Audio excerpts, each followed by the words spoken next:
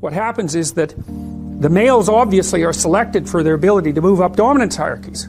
Obviously, because the ones that are at the top of the dominance hierarchy reproduce preferentially. And so that means the male dominance hierarchy becomes a method of selection. But then allied with that is the female proclivity for choice on whatever dimension the dominance hierarchy happens to be arranged. And so then female sexual selection also becomes a radical, non-random selector of what genetic material is going to move into the next generation. And so I fail to see how any of that can be separated from the emergence of complex nervous systems and mind over the course of evolution.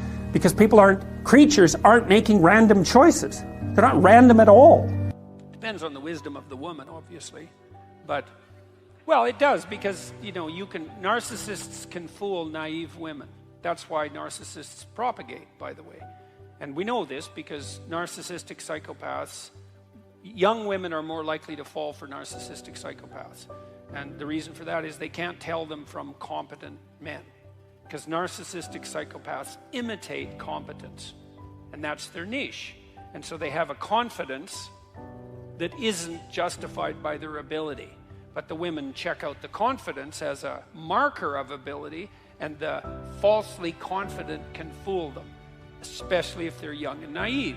And so let's say you're not going to be a narcissistic psychopath, which is often what those, manosphere dating sites teach you, is wear an expensive watch and peacock a bit. And to peacock is to wear something, some item of clothing that's, a little bit out of the ordinary, something a little bit more colorful than might be generally the case, so that you look like you're confident enough to pull that off with panache. But mostly it's just training in a kind of deceptive narcissism. Now, a wallflower guy might benefit from some training in narcissistic psychopathy, just to sort of balance them out a bit. So you can make some progress forward. That's why people like Andrew Tate are so popular. And I'm not saying that in an entirely dismissive manner, but there's a huge danger there. But generally what women want is something like confident, productive generosity, fundamentally. And so, if that's allied with physical attractiveness and a sense of humor and, the sorts of features that a man would also look for in a woman, so much the better. But your basic bet, and my suspicions are the guy who answered this question is probably young. First of all, no one likes young men, so if women don't like you, it's like, well, that's par for the course. Who likes young men? No one. Why? Well, they're basically troublesome and useless, and so that's why. So cross-culturally, women like men who are about 4 years older than them. And the reason for that is, women are more vulnerable on the sexual front, and they have to make themselves even more vulnerable if they have children, especially when the children are infants. And so they're looking for guys who are competent enough to be able to take care of themselves, at least, and then have enough left over for a wife and a dependent child. And not exactly because the wife wants to be taken care of, because it isn't exactly like women want to be taken care of.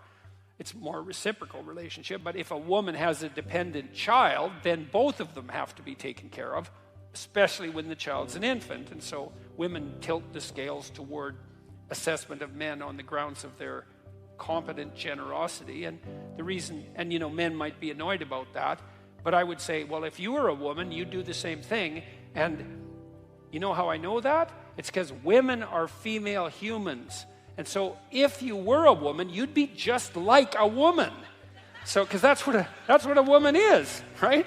So you can't blame women. It's like, clue in there, buddy. If all women don't like you, it's you. And that's so annoying. It's especially if you're young, because most women aren't going to like you, and it is you. So you have to grow up, but then you got to understand that if you make yourself competent and productive and generous and a little bit socially skilled and reasonably clean, eventually, you'll fool someone, and then and then might take a few years, but But generally it happens. So that's the thing, is don't be a fool. Turn yourself into someone who's worth being around, and then develop enough social skills so you advertise yourself genuinely. Because it's not also useful if you're a man to be competent, productive, and generous, and then so timid and socially unskilled that no one can tell. That's also not helpful. Engineers do that all the time.